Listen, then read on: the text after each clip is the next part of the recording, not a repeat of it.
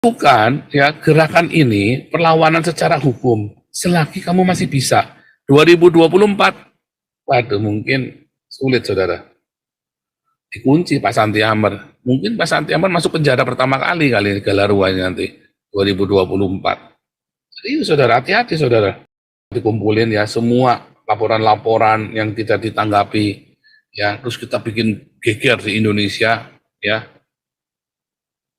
Ya mungkin karena itu Pak Santi Amar bisa masuk penjara juga, saya nggak tahu ya.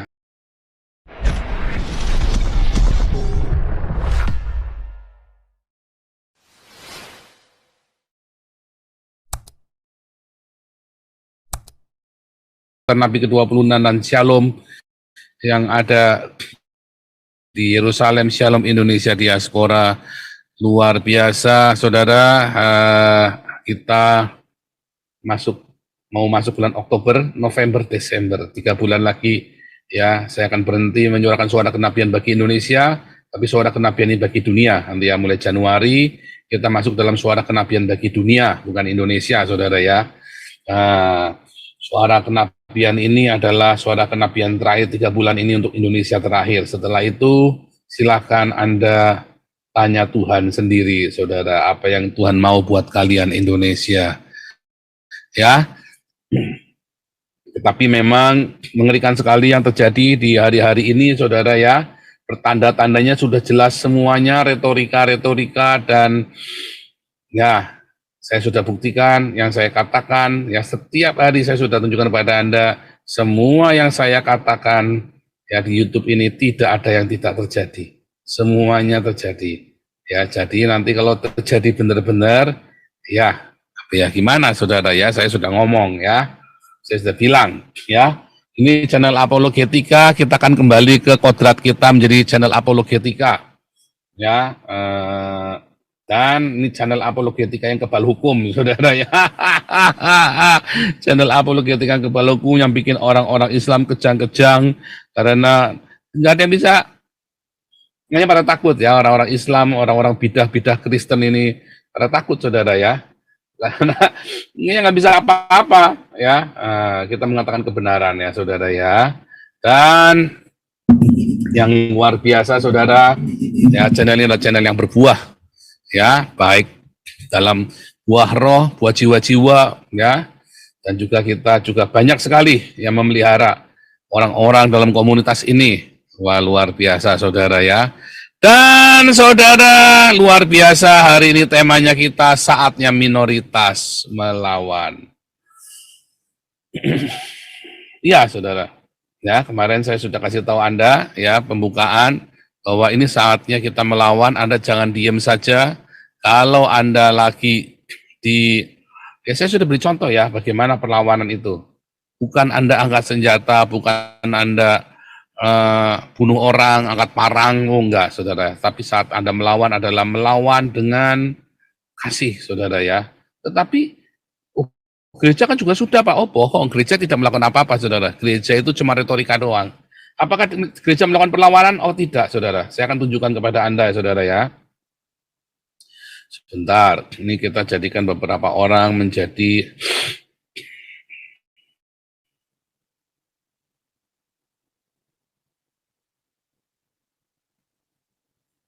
mau udah ya, down position ya. Oke.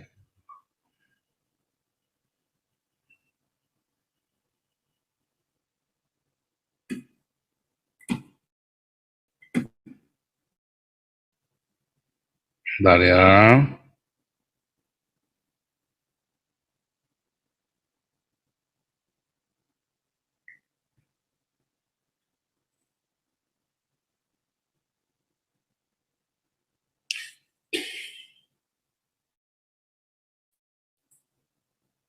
Saudara, ketika Anda membaca Wahyu ya, Wahyu 12 ya, Wahyu 1, Wahyu 2 dan 3, saudara ya. Surat kepada 7 jemaat ya. Banyak orang menafsirkan Wahyu ini adalah sebuah nubuatan. Wahyu 2 dan 3 ini nubuatan. Oh, bukan, saudara.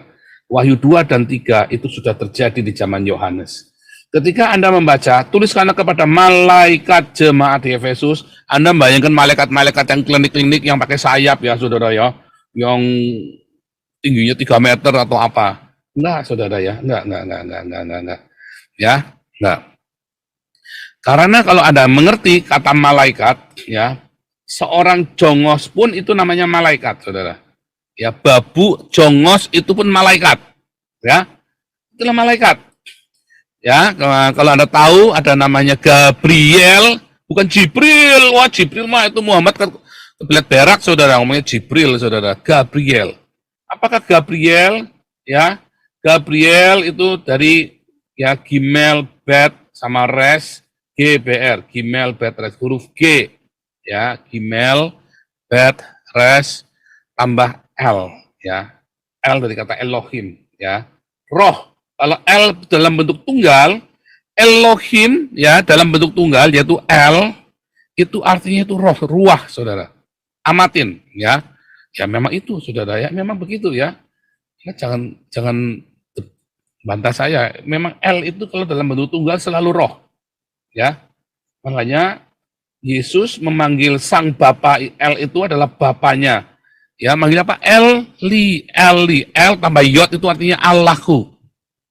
Ya, L ditambah Yod itu artinya Allahku. Ya, menjadi genetif, ya. Genetif, posesif genetif, milik Allahku. Abi, jadi kata Abba. Abba itu Bapak, Abi itu Bapakku. Ya, L itu adalah God atau Theos. Eli itu artinya mind God. Ya. Jadi kalau bilang L, ya itu adalah L yang ruah. Nah kalau bilang Gabriel, ya Gimel, Bet, Res, tambah L itu Gabriel. Artinya adalah the man of God, saudara ya. Nah, kita tidak membahas Gabriel, tetapi kita cerita bahwa ternyata malaikat ini, jongosnya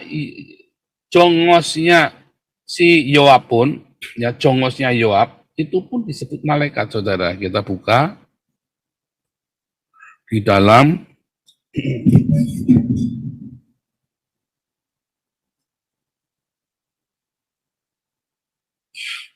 Nuh.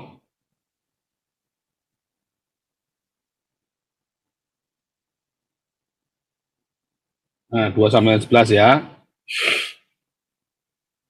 Lihat ya.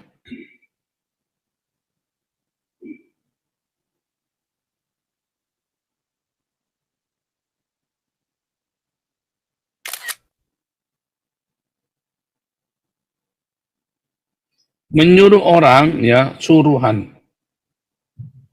Nah, ini ya. Waktu Daud nyuruh orang, lalu jawab kasih suruhan, namanya suruhan, jongos, atau kurir, atau pembawa pesan. Maka ini berasal dari kata malak, saudara ya. Ya, malak dalam bahasa Arabnya itu jadi malaikat. Ya, saudara ya. Malak, utusan. Bukan malak, melek, ya, bukan hamelek, bukan ya. Melek itu kan raja, ini malak. Malak, yaitu malaikat dalam bahasa kalian ya. Nah, di dalam Septuaginta makanya namanya jadi angelo, saudara. Suruhan ini, ya, atau utusan sebenarnya, ya. Maka ketika Anda membaca kembali ya ke dalam Wahyu 2, lihat ini cerita Yohanes ditangkap oleh Kaisar Domitian ya sekitar tahun 90 sampai tahun 100. Lalu Yohanes dibuang ke Patmos, saudara ya. Nah, di Patmos itu sendirian, minim dengan kehidupan. Lalu makanannya gimana? Makanannya dikirim, saudara. Makanya boleh dijenguk, dibesuk, tetapi nggak boleh rame-rame. Maka yang datang hanya utusannya saja, malak, angelo. Jadi ketika tuliskan kepada malaikat jemaat, nah Efesus ini adalah kota yang besar sekali, itu base camp-nya Yohanes waktu Yerusalem sudah runtuh. Ya, Anda lihat Yohanes, Injil Yohanes, 1 Yohanes, 2 Yohanes, 3 Yohanes, ditulis saat Yerusalem sudah runtuh. Ya, makanya Yohanes sangat gencar sekali ya menggiring pembacanya bahwa Yesus adalah Sang Yehova sendiri, saudara. Nah, kemudian dia menjadi orang yang sangat berpengaruh, para rasul mati, ya, dia yang umurnya paling panjang sampai umur 100 tahun lebih, saudara ya. Dan Yohanes inilah pemimpin jemaat yang sangat berpengaruh, saudara. Ya, dan wah itu menggetarkan kerajaan Roma. Kenapa? Karena kalau Yohanes mau melawan secara berdarah-darah, mau perang ya, menang, saudara. Wah, itu separuh dari Roma, kekaisaran Roma itu udah Kristen semua, saudara. Ya. Lalu apa yang terjadi, saudara? Nah, Yohanes dibuang ke Patmos. Ya. Lalu disebutkan ya bahwa tuliskanlah kepada malaikat jemaat. Ya, malaikat jemaat. Nah, itu adalah utusan dari jemaat, saudara. Utusan dari eklesia, malaikat jemaat. Setiap dari Efesus, dari Laodikia, dari dari Tiatira, dari Smyrna, itu adalah 7 kota yang ada di Turki, saudara. 7 kota yang ada di Turki. Mereka kirim 7 utusan, masing-masing datang ya. Lalu Yohanes nuliskan suratnya, saudara. Surat ini berisi tentang apa, saudara? Gerakan cinta. 2 gerakan moral, saudara. Ya, moral, nilai-nilai kehidupan. Ya, gerakan cinta, gerakan moral, ya, tentang kekudusan. Jangan apa, saudara? Bertahan. Bertahan, bukan bertahan defensif, ya, tetapi artinya bukan bertahan, bukan bertahan, tetapi konsisten, dan persisten. Ya, 4 pesan ini, saudara ya, 4 pesan ini sangat penting. Gerakan cinta, ya, jangan tinggalkan kasihmu yang mula-mula. Gerakan moral, jauhkan dirimu dari perzinahan, dari segala macam percabulan, ya, dari kehidupan yang mewah. Oh, jangan, saudara. Kamu pikir kamu punya ini, punya itu, kamu lagi telanjang, kamu miskin, melarat, telanjang, dimarahi sama Yohanes, saudara. Kamu harus gunakan lenan putih. Apa itu lenan putih? Diakonia, saudara.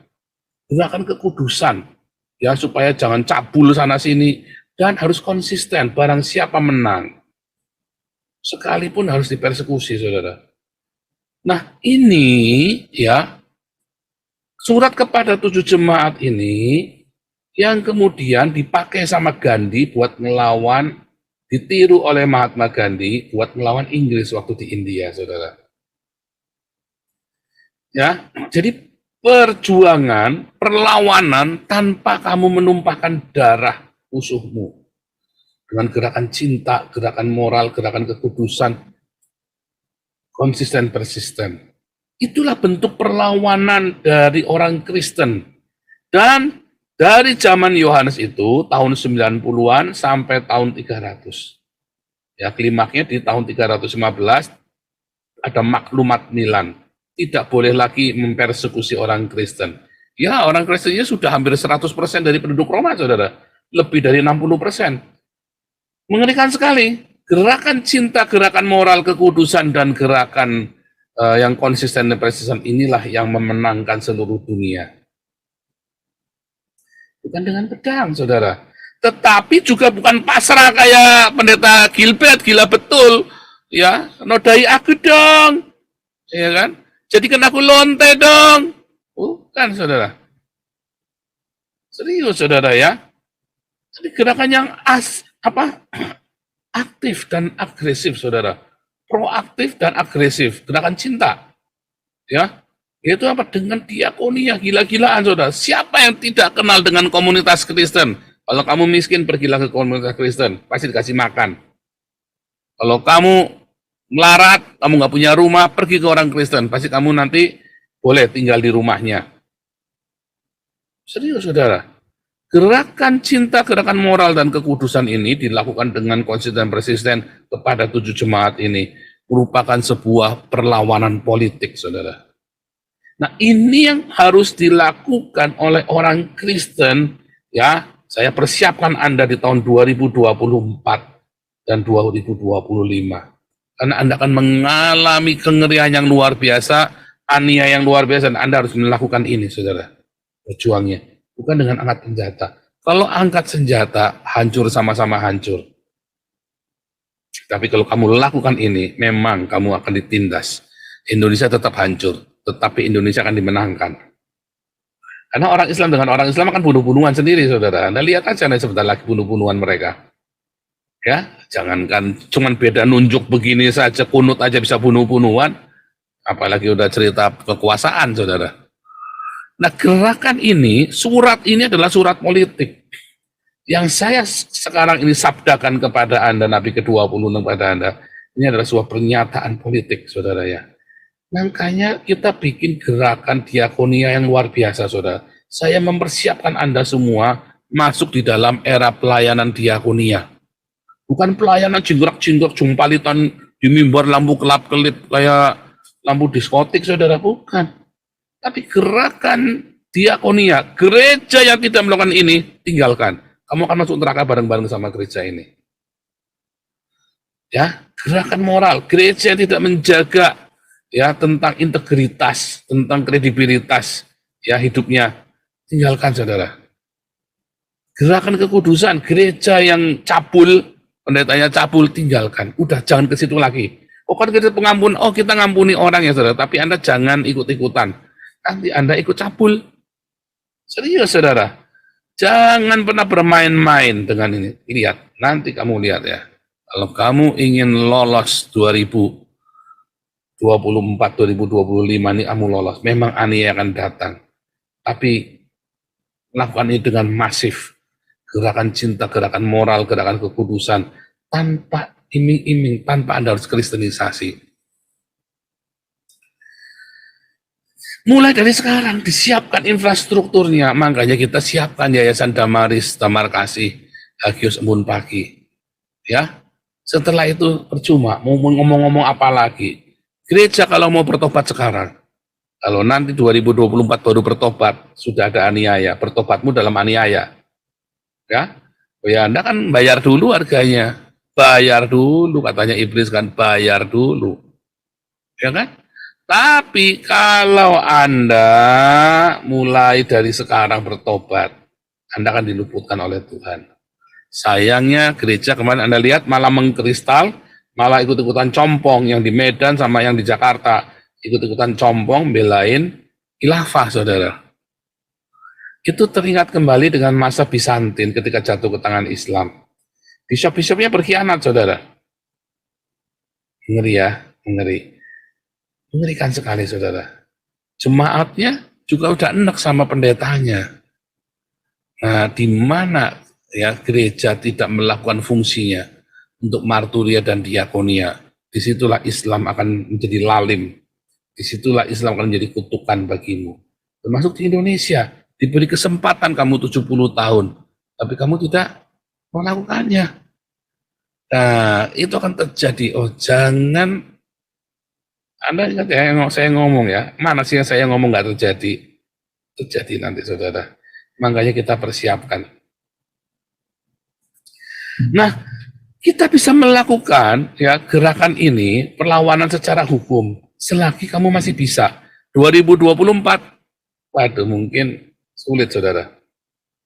Dikunci Pak Santi Amar. Mungkin Pak Santi Amar masuk penjara pertama kali Galaruanya nanti, 2024. Serius, saudara, hati-hati, saudara. Anda siap-siap saja nyawer nanti kalau Pak Santi Amar masuk penjara.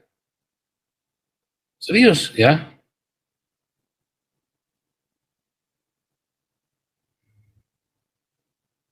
Saya kalau membayangkan 2024, hati ini nggak tega, saudara ya. Mau ditinggal, ya sudah percuma, nggak bisa ngapa-ngapain lagi. Anda hanya bisa, ya itu tadi, hanya bisa dengan begini. Kalau hari ini dilakukan, Anda menang 2024, lolos kalian semua. Bahkan bisa ada revival 2024, tapi karena Anda bandel gerejamu, Anda ya pendetanya combong sih, ya susah, saudara. Ya, YouTubernya malah cari duit sendiri, lomba rebutan donasi saking ya fitnah-fitnahan, saudara. YouTubernya compong-compong, harusnya bisa menuai, coba kita ya, coba kayak kita nuai. Makanya saya bilang Mikana ya, fokus ya, nggak usah ikut-ikutan nyerang YouTuber lain. Fokus, kamu sudah berbuah bagus, ya. Nanti akan muncul orang-orang kayak Mikana yang lain, saudara ya. Makanya kita training ini ya, Nabi ke-27, nanti harus ikut kelas evangelis apologetik Nabi ke-27 itu tadi. Ya kemarin kita udah trial ya, udah trial, trial. Aduh, suara komandan pun disikatnya sama Nabi ke-27 ya, suara komandan aja disikat, saudara. Waduh, nggak bener ini. Cuma saya biarkan dulu ya, biarkan ya, karena biar beraktualisasi dulu. Nah, Nabi ke-27 ini kita training dulu ya, jadi nanti bisa duet sama Pak Santi Amr nanti, enak ya, karena saya kalau begitu nanti masuk, saya Oktober kan ke Israel lagi, saudara ya. Pak Santi Amr nanti kalau nggak ada sparring partnernya nanti garing, saudara ya. Kalau ada sparring partnernya enak, Pak Santi Amr itu rocos, bisa panjang lebar, asal ada sparring partnernya soalnya, saudara. Nah, ya saudara ya. Nah, kembali saudara ya, gerakan ini akan menjadi gerakan perlawanan kita orang Kristen, saudara, tahun 2024 ya, yang itu yang bisa Anda lakukan ini. Saatnya minoritas melawan ya, jangan diam aja, jangan kayak gereja-gereja pasrah, dimintain duit, dipalak duitnya, yang menikmati kan cuma pemimpinnya saja, orang Islam yang ada di palakan jisa itu kan. Tapi kalau Anda berdiakonia, yang menikmati rakyat kecil, upahmu besar di sorga. Tapi kalau Anda bayar pajak sama orang Islam, upahmu itu nggak ada upahnya, malah kamu terkutuk, saudara. Karena kamu takut kan, ibadahmu dalam ketakutan. Artinya ibadahmu itu sia-sia, nggak ada artinya. Anda ibadah bayar jizah, itu nggak ada artinya, saudara. Nggak ada artinya. Ya, serius, saudara ya. Ngeri ya, ngeri, saudara. Kalau Anda tidak menabur, tidak berdiakonia, ngeri, saudara. Habis kamu, saudara. Habis. Anda akan berdiakonia di dalam berdarah-darah.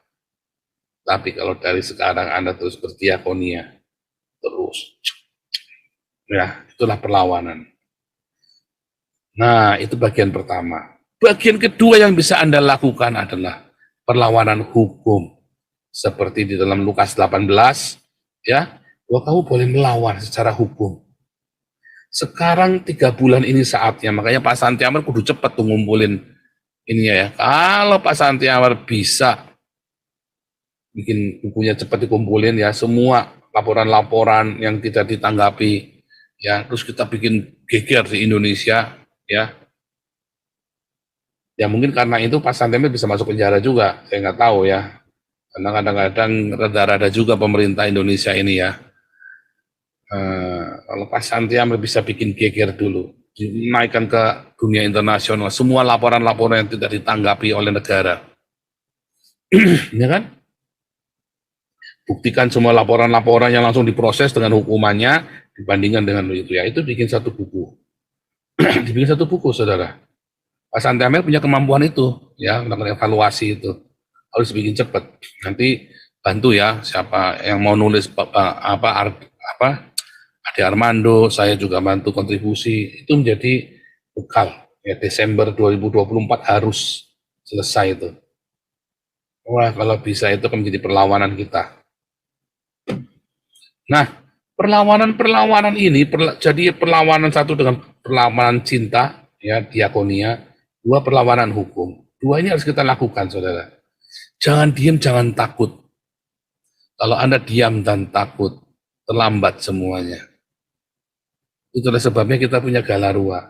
Walaupun saya nggak yakin 2024 Galarua masih ada, saudara.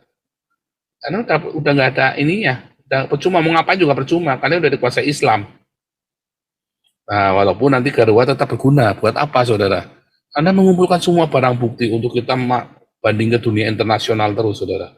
Anda memerlukan perkumpulan Galarua ini, Yayasan Galarua ini. Ya, dan pendampingan karena pasti ada penindasan yang luar biasa. Tapi udah percuma untuk menyampaikan suara kebenaran bagi dunia ini, bagi Indonesia udah percuma. Yang bisa hanyalah untuk membela rakyat-rakyat yang tertindas. Nah, apakah Anda mau masuk sana dengan pasrah? Udah, pasrahlah aku, perkosalah aku, ya udah karepmu saudara. Tapi kalau Anda mau melakukan perlawanan gila-gilaan dengan gerakan diakonia, ya, maka Indonesia akan lolos, luput, ya. Nah, itulah kendalanya, itulah. Nah, berani nggak Anda melawan? Apakah Anda punya hati? Rela nggak Anda melawan? Harus berani, harus rela. Diakonia yang kenceng. Masalahnya Anda nggak berani. Gereja-gerejanya terlalu hedonisme. Bahkan mau diakonia saja alasannya banyak. Saya pernah ketemu sama pendeta-pendeta, alasannya banyak, katanya mau diakonia, bagi-bagi nasi bungkus digerebek. Lah, yang kamu pakai simbol gerejamu, pakai ayat-ayat ya. Bukan itu diakonia yang dimaksud, saudara. Kasih makan tanpa embel-embel apapun. Ya, Anda mau menolong orang, nolong orang, jangan diembel-embeli masuk Kristen. Jangan kayak orang Islam, ya masuk Islam nanti dikasih uang, kasih Indomie. Itu orang Islam begitu, saudara.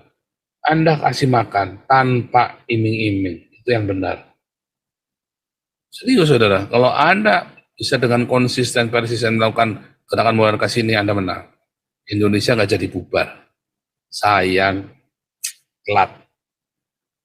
Ya, jadi yang paling bisa adalah Anda lakukan yang buat sendiri. Ya, melalui Yayasan Damaris, Damar Kasih, Bun Pagi Galarua, Anda melalui itu, tampung di sana, ya, dan Tuhan akan berikan perlindungan. Itu masalahnya, saudara ya. Nah, perlawanan-perlawanan yang mengerikan ini, saudara.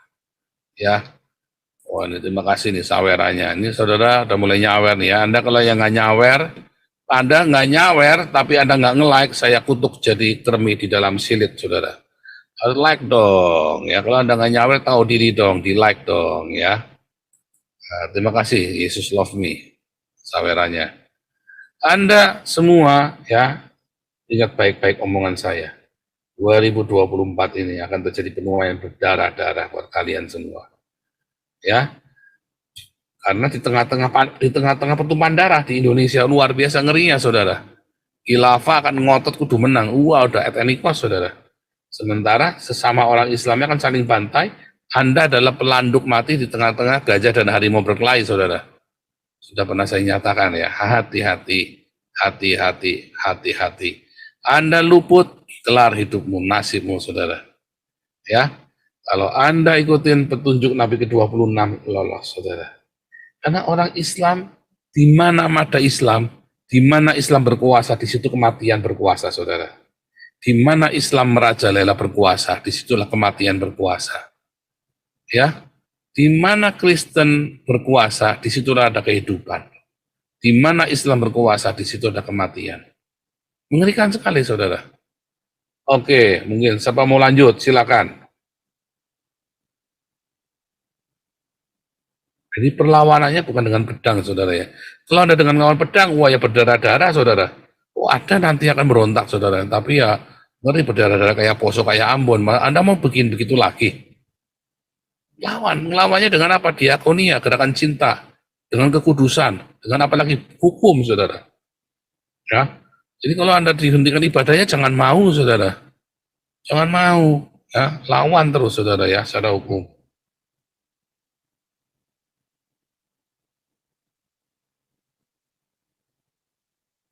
Nah, ya mungkin Pak Santemer mau menambahkan.